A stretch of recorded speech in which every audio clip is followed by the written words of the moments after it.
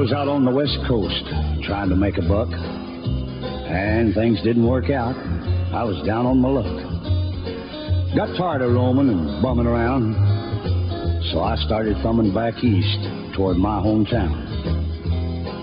Made a lot of miles the first 2 days, and I figured I'd be home in a week if my luck held out this way.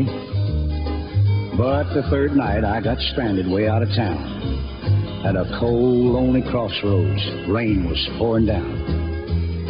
I was hungry and freezing, done caught a chill, when the lights of a big semi topped the hill.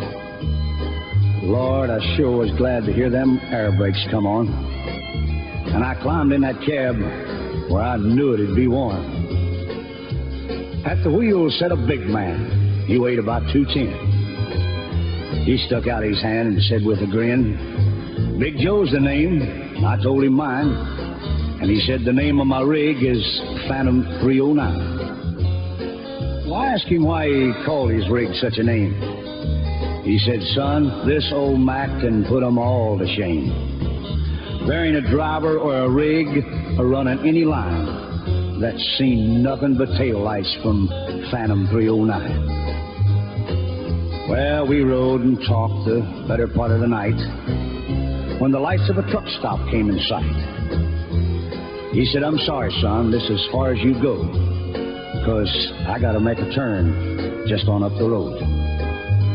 Well, he tossed me a dime as he pulled her in low and said, "Have yourself a hot cup on old Big Joe." When Joe and his rig roared out in the night, in nothing flat, he was clean out of sight.